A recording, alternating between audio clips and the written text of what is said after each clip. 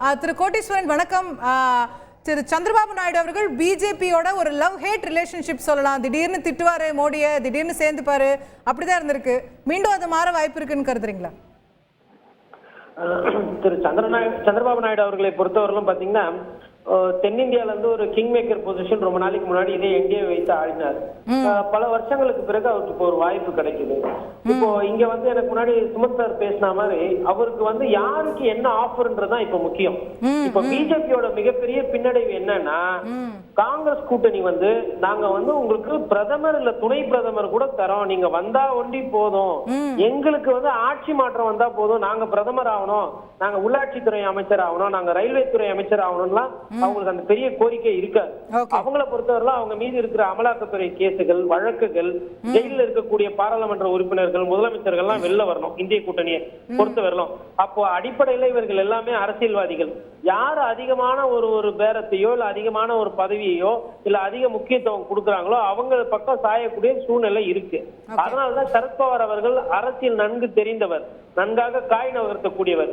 BJP மகாராஷ்டிரத்துல சரத்பவாருக்கு என்ன பண்ணிச்சோ அதையே வந்து சரத்பவார் வந்து இன்னைக்கு திருப்பி பண்ண ஆரம்பிச்சிருக்காரு.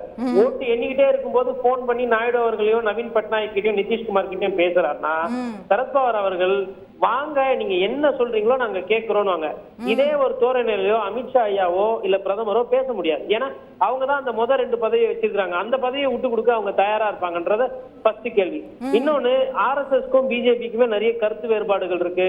ராஜஸ்தான்ல பிரச்சனை இருக்கு, அதே மாதிரி நிறைய மாநிலத்துல பாத்தீங்கன்னா ஹரியானால பிரச்சனை இருக்கு, உத்தரப்பிரதேசத்துல பிரச்சனை இருக்கு. அப்படின்னும் போது பழைய மாதிரி வந்து பிஜேபி கூட இருக்கிற தலைவர்களோ இல்ல ஆர்எஸ்எஸ் தலைவர்களோ மோடி அவர்களுக்கும் அமித்ஷா அவர்களுக்கும் அந்த மாதிரி அந்த ஏன்னா யாருன்னா ஒருத்தர் பேசி கொடுக்கணும் இல்லையா, அவரே பிரதமரா இருக்கட்டும், மோடி நீங்க கொஞ்சம் விட்டு கொடுங்க, நீங்க பண்ணணும், அந்த மத்தியஸ்தம் பண்றதுக்கே இன்னைக்கு வந்து பிஜேபியில ஆள் குறைவு. ஆனா இங்க இந்திய கூட்டணின்னு பாத்தீங்கன்னா அப்படி கிடையாது.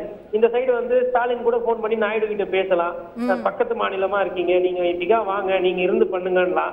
அதே மாதிரி மம்தா பானர்ஜி கிட்ட கூட ரீச் அவுட் பண்ணி உங்களுக்கு வேணும்ன்றதெல்லாம் எடுத்துக்கோங்க, பிரச்சனை பண்ணாதீங்க, அமைதியா இருங்கன்ற மாதிரி சொல்லலாம். அதே மாதிரி மகாராஷ்டிரத்தை பொறுத்தவரையிலும் திரும்பி எல்லாரும் வாங்க அப்படின்னா அப்ப உத்தவ் தாக்கரேக்கு சிவசேனா ஏக்நாத் ஷிண்டே கூட இருக்கவங்க வரமாட்டாங்க, அவர் மகன் போன்றவர்கள் வரமாட்டாங்க. ஆனா வேற ஒரு சிலர் மனசு மாறலாம். இது வந்து பாரதிய ஜனதா கட்சிக்கு இனிமேல்ட்டு வந்து ஒரு நெருக்கடி.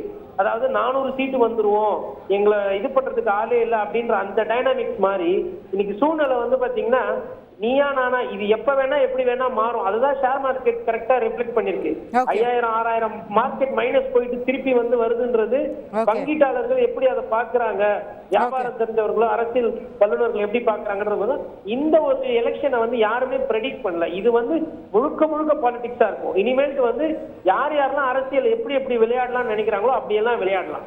இது வந்து அட்வான்டேஜ் ஃபார் காங்கிரஸ். ஏன் அட்வான்டேஜ் ஃபார் காங்கிரஸ்னா, காங்கிரஸ்க்கு இழக்கிறதுக்கு ஒண்ணும் இல்ல. ஆனா நாங்க வந்து பிஜேபி வரக்கூடாது, நீங்க வேற யாரு வேணா வாங்க, எங்களுக்கு ஆட்சி அமைக்கிறதுக்கு ஆசை இல்ல அப்படின்னு ஒரு நிலைப்பாடு எடுத்துட்டாங்க அப்படின்னா பிஜேபிக்கு அது ஒரு சிக்கல். பிஜேபிக்கு அது வந்து ஒரு இந்த ஏன்னா ஒரு கௌரவமா இருந்துட்டு ஒரு இந்திய தலைவரா இருந்தவர் இன்னைக்கு என்னன்னா மர்சியில இருக்கிறார். அதாவது சிம்பிள் மெஜாரிட்டி அன்டிஸ்பியூட்டடா இருந்த லீடர் வந்து இன்னைக்கு போய் சந்திரபாபு நாயுடு கிட்ட இவர் போன் பண்ணி கேட்கணும், நாயுடு எப்ப ஃப்ரீயா இருப்பீங்க. அதே மாதிரி நிதிஷ்குமார் கிட்ட இப்ப பீகாருக்கு நீங்க போன் பண்ணி வர சொல்ல முடியாது, நீங்க தான் டெல்லியில இருந்து பீகாருக்கு போகணும். அது நிதிஷ்குமார் எப்படி எல்லாம் மாறுவாருன்றது ஊரில் உண்மை. அதனால பாரதிய ஜனதா கட்சிக்கு இது ஒரு நெருடல், இது வந்து ஒரு சங்கடமான ஒரு சூழ்நிலை.